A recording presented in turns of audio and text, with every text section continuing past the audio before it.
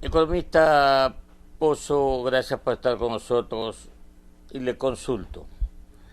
Esta ley de ayuda humanitaria que ha sido aprobada por la legislatura y luego será el Ejecutivo que la apruebe, ¿cuánto ayuda,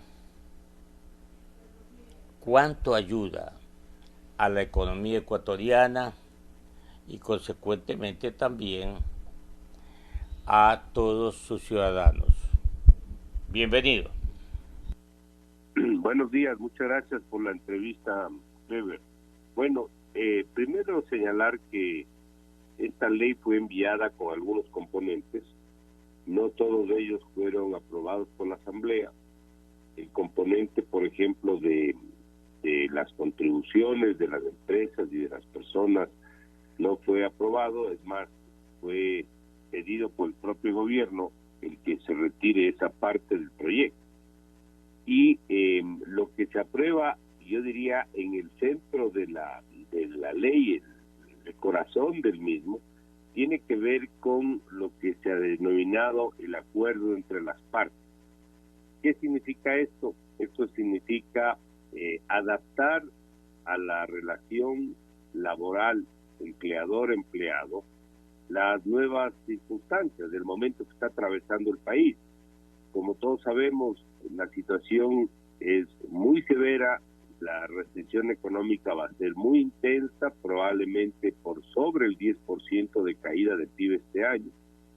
Y en esas circunstancias, pues, las empresas tienen serias dificultades en poder generar recursos, no están vendiendo o venden muy poco y por lo tanto tienen dificultad de pagar sus obligaciones bancarias, a proveedores y a los propios empleados. Entonces, en esas circunstancias, pretender que, por ejemplo, rijan los principios legales del despido intempestivo, si fuera ese el caso, son absolutamente inaplicables, así quisieran cumplir con la norma, porque simplemente la liquidez no existe.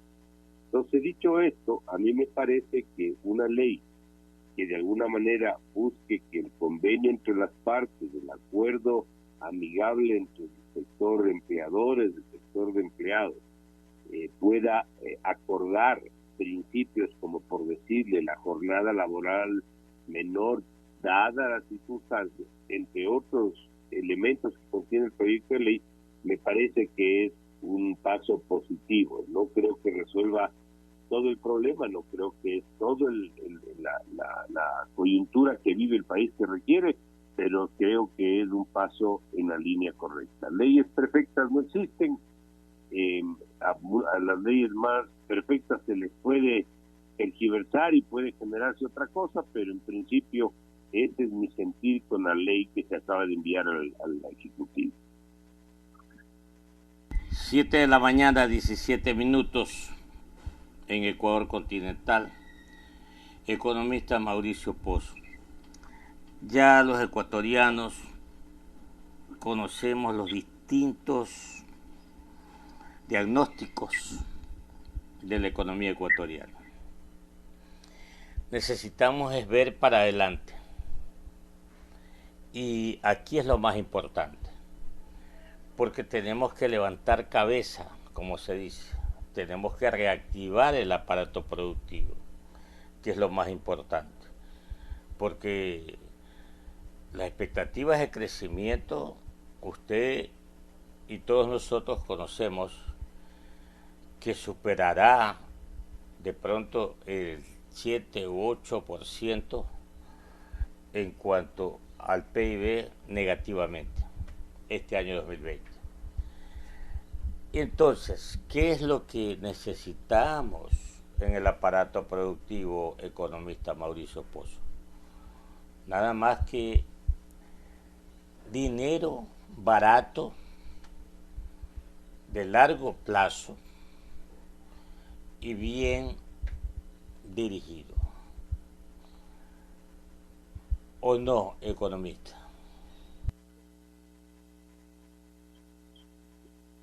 A ver, yo creo que son varios ingredientes en esto. En primer lugar, se requiere buscar financiar la situación de la pandemia. Es decir, estos son recursos que obviamente no estuvieron nunca previstos y que se requiere cubrir.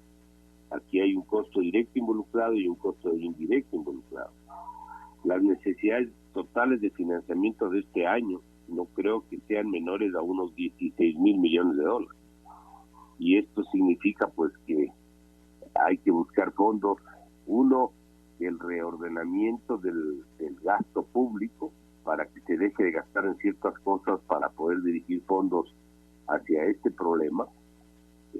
Solamente por citar un ejemplo, el valor de la nómina pública del sector público que está absolutamente sobredimensionada, el tema de los gastos de sueldos, en bienes y servicios, que es derivado del primero, y asimismo el pago de intereses de la deuda, que es consecuencia de una eventual buena renegociación de la deuda, sobre todo externa con los tenedores de bonos. Entonces, en esa línea, ese reordenamiento va a liberar algo de fondos. El otro ingrediente es el que pueda obtenerse de liquidez adicional, de nuevos recursos, es decir, fondos adicionales que agreguen liquidez y que ayuden a financiar el problema de la magnitud que tenemos. Ese es uno de los ingredientes. Hay asimismo que prepararle al país para que pueda tener una suerte de reducción general de costos de producción. Eso es lo que produce, por ejemplo, una devaluación de la moneda, una depreciación cambiaria, abarata los costos internos de producción y permite, por ejemplo, mayor capacidad para vender afuera, para competir afuera. Este ingrediente nosotros no tenemos porque estamos dolarizados. Entonces hay que buscar un acuerdo que permita, pongamos entre comillas, reemplazar ese impacto de una devaluación cambiaria por una devaluación interna, llamémoslo así, de tal suerte de que sea viable seguir produciendo a un ritmo distinto, con una proyección de crecimiento menor, pero que seguimos rodando.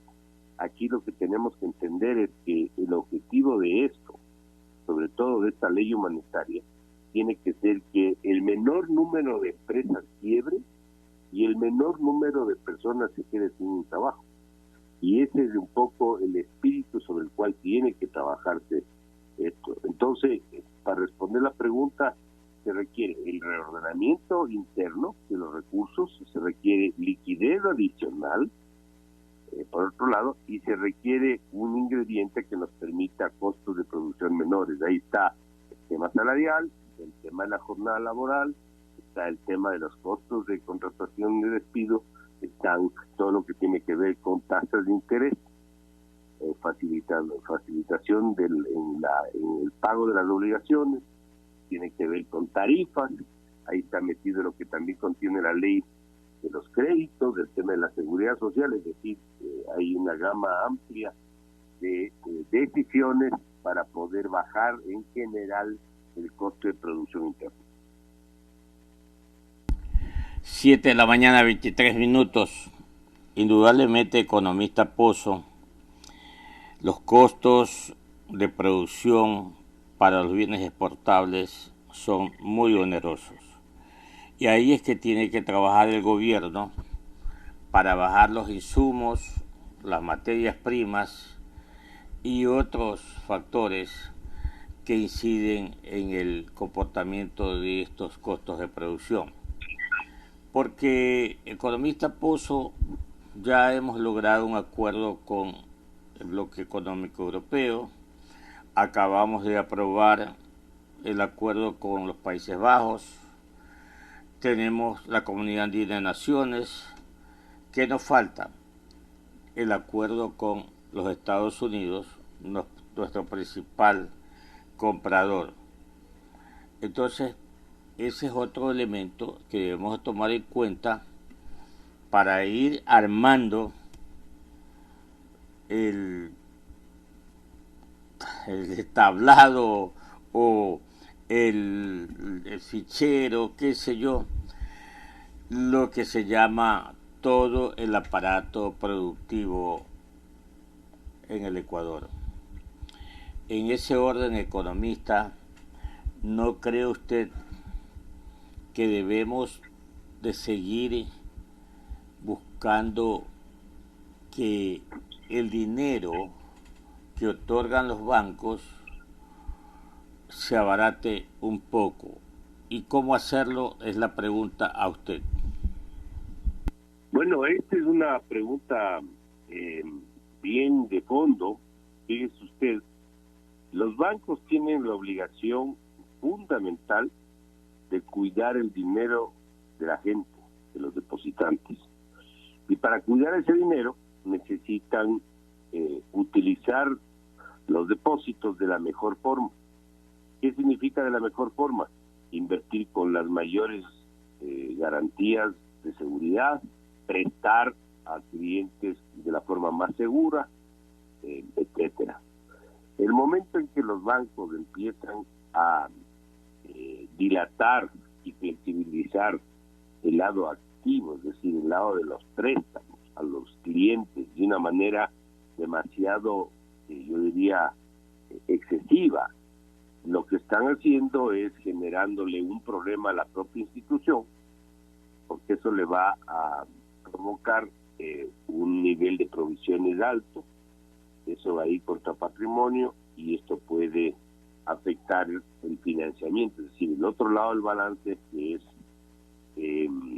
los préstamos y el financiamiento que requiere la economía en general. En otras palabras, yo sí creo que tiene que bajar los costos de producción, pero esto tiene que ser absolutamente, yo diría, medido y controlado para que no genere un remedio peor que la enfermedad. Eso es por un lado. Por otro lado, hay algo que en este momento va a ser difícil, pero es algo que sí hay que pensarlo, y no solo pensarlo, sino hacerlo práctico en el menor plazo viable. Tiene que ver con la presencia de banca internacional. La presencia de banca internacional grande, porque ahora es muy marginal, va a ayudar a que los costos en materia de tasas de interés y comisiones se reduzcan. Obviamente eso debe ir de la mano con una reforma a la política, por ejemplo, de fijación de tasas de interés que tiene el Banco Central en este momento. Entonces, esos son los ingredientes, creo yo, que se requerirían para buscar reducir, en este caso, las tasas de interés, que es un coste de producción importante y que sigue siendo excesivo. A pesar de que la teoría diría que ahora que estamos con riesgos tan altos, las tasas deberían subir. Fíjese lo contradictorio que es lo que diría la teoría y lo que se requiere ahora en la práctica. ¿Y por qué razón? Porque el país está viviendo una situación absolutamente anómala, una situación absolutamente, yo diría, que no tiene comparación alguna con ninguna parte de la historia económica del Ecuador. La mañana, 7 de la mañana, 27 minutos, dialogando con el economista Mauricio Pozo, ex ministro de Economía, ex también candidato a la vicepresidencia de la República del Ecuador, pero lo más importante, analista económico. Mi compañero Luis Viera tiene inquietudes para usted, economista. Economista, muy buenos días. En el proyecto de ley de ordenamiento de las finanzas públicas, usted, economista Mauricio Pozo, dijo que había que reestructurar el manejo administrativo financiero de los gobiernos autónomos descentralizados y las entidades públicas. Es decir, una revisión integral para definir y decidir los límites de gasto total de mediano plazo. ¿Acogieron acaso su sugerencia? ¿Usted la pudo observar? Buenos días, economista. Sí, buenos días. Bueno, primero señalar que el sector público no es solo el presupuesto del Estado. El presupuesto general del Estado o el presupuesto del gobierno central, aunque hay algunas diferencias marginales entre los dos, es una parte de las cuentas públicas. El sector público se compone por el presupuesto del Estado más todo lo que tiene que ver con las instituciones autónomas, las instituciones públicas, los GAT, municipios, las prefecturas, las juntas parroquiales, etcétera. Es decir, todo eso hace el conglomerado del sector público. Y los acuerdos internacionales, por ejemplo, con el Fondo Monetario, se suscriben con metas fundamentalmente de todo el sector público, no solamente del gobierno central. Es decir, no solamente que se compromete un manejo adecuado, austero, prudente, disciplinado del presupuesto del Estado, con metas de balance primario, de balance déficit o superávit fiscal, del destino petrolero primario, es decir, todos los conceptos que tienen este tipo de acuerdos, sino que también involucran al resto de las actividades de las instituciones del presupuesto consolidado, que se llama, de todo el sector público. Y la ley de ordenamiento fiscal lo que busca es que todos de alguna manera colaboren en esa dirección, es decir, dar ciertos principios de prudencia y de disciplina fiscal para que todo el sector público tenga cierto tipo de cohesión para efectos de un manejo más ordenado de las finanzas del Estado. A la fecha usted puede observar muchos municipios que se han manejado bien y hay otros que no se han manejado bien. Y la idea es que vayamos de alguna manera puliendo esos problemas a lo largo del tiempo. Yo, por ejemplo, no veo ahí ninguna contradicción entre la independencia y la autonomía de los gastos por la ley. Yo lo que creo es que es sano que todos tengan cierto tipo de principios para que puedan de alguna manera colaborar para que las finanzas de todo el Estado sean las adecuadas. Fíjese algo adicional. El gasto en sueldos y salarios y los excesos que tiene el gobierno central es tan malo en el gobierno central como en el resto del sector público. Si usted analiza, por ejemplo, empresas como Petroecuador, Petroamazonas, funciona con el doble de gente que tiene que funcionar. Hay 8,000 personas y eso con menos de 4 operó siempre sin ningún inconveniente. El Seguro Social funciona ahorita con 38,000 empleados. ¿Usted cree que se puede manejar una institución con esa magnitud? Entonces, eso obviamente no está en el proyecto de ley, pero simplemente estoy ilustrando los excesos que se ven no solamente en el gobierno central, sino en el resto de instituciones. 7:32 a.m, señor economista Mauricio Pozo, le agradecemos por estar con nosotros. Ya veo que está bueno de salud, igualmente debe estar su familia. Y ahora nos toca mejorar la salud económica del Ecuador para beneficio de todos nosotros los ecuatorianos. Le mando un abrazo. Muchas gracias, Clever, a todos ustedes, muy gentiles por la entrevista y siempre a la orden.